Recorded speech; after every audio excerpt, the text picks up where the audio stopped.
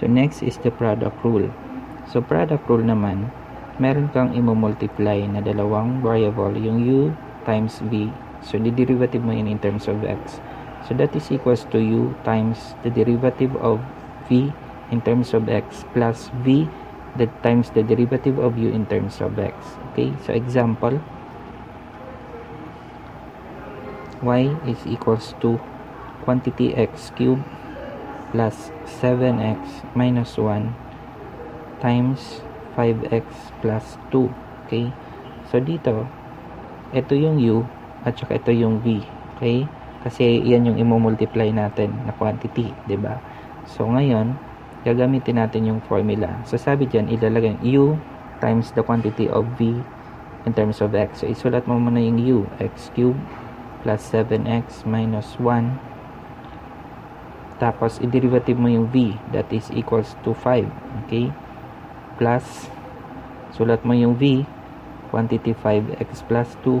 Then, the derivative of u in terms of x, that is equals to 3x squared plus 7. Okay? So, kapag ganito guys, magmumultiply tayo, diba? Pero dito, pwede mo siyang mag-distributive property ka, yung pag ganon. Tapos dito naman, since dalawa naman yun, hindi mo siya pwedeng gawin. So, gagawin natin yung FOIL dyan. Okay? So, ang mangyayari, that is equals to 5x cubed plus 35x minus 5.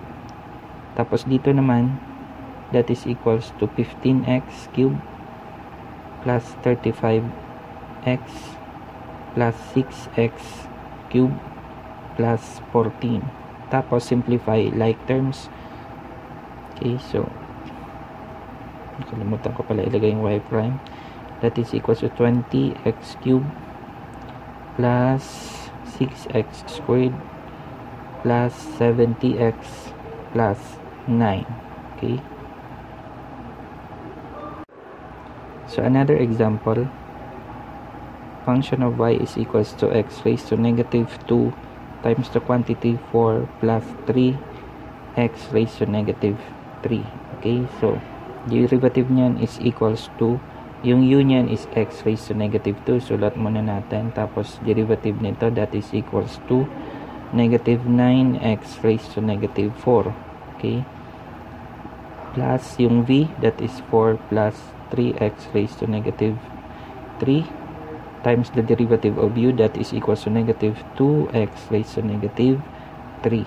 Okay, then simplify, multiply mo na pala, negative 9x raised to negative 6 minus 8x raised to negative 3 minus 6x raised to negative 6. Simplify like terms, that is equals to negative 15x raised to 6 minus 8x raised to negative 3. Okay, yung exponent natin ay negative, so ibaba natin siya sa fraction as denominator.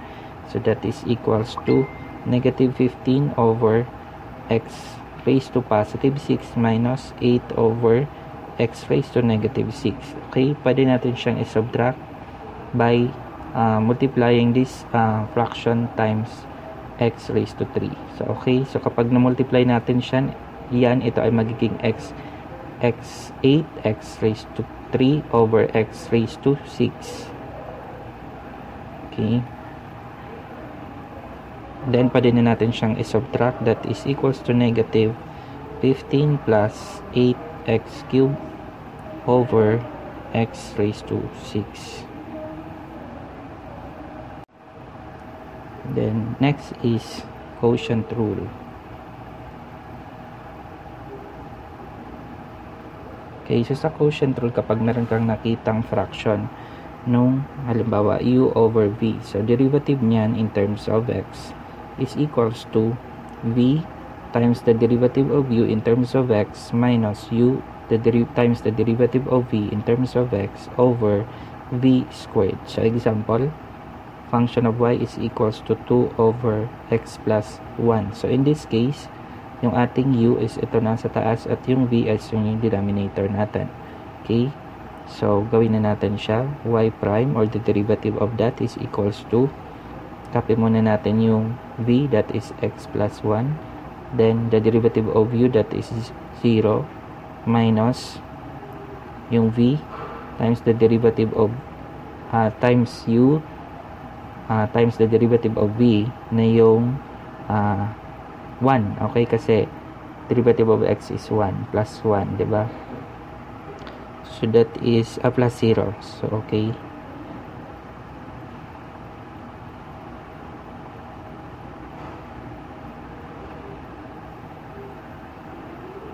so ulitin ko. Okay, so in this case y prime is equals to, sulat mo muna yung v, quantity x plus 1 times the derivative of u, 0, minus v or minus u times the derivative of b na 1 over v squared or x plus 1 squared. Okay, then simplify, that is equals to negative 2 over x plus 1 raised to 2. Another example, y is equals to x squared over 3x minus 1. So in this case, yung ating u is yung nasa taas at yung v is nasa baba. Okay, so solve natin siya. Y prime or the derivative of that is equals to v, 3x minus 1 times the derivative of u, that is 2x minus u, x squared times the derivative of v, that is 3 over v squared, that is quantity 3x minus 1 raised to 2. Okay, by that pwede natin siyang i-multiply.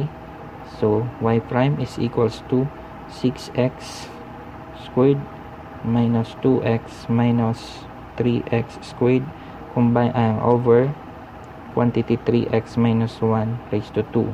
In this case, pwede natin siyang i-combine, combining like terms. So that is equals to y prime is equals to 3x squared minus 2x over that quantity 3x minus 1 raised to 2. Tapos, pwede mo pa siyang i-simplify into this x times the quantity 3x minus 2 over the quantity 3x minus 1 raised to 2. Ito na po yung sagot.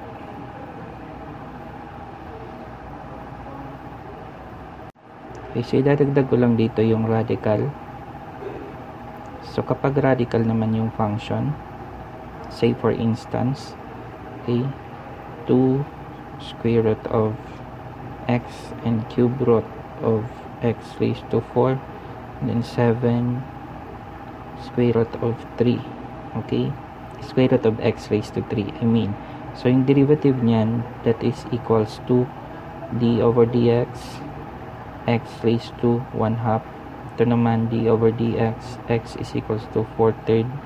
Ito naman is d over dx is equals to x raised to 3 over 7.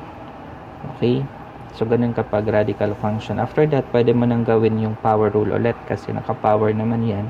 Tapos ibaba mo lang siya, gawin mo siyang coefficient, then yung exponent niya subtract mo ng 1.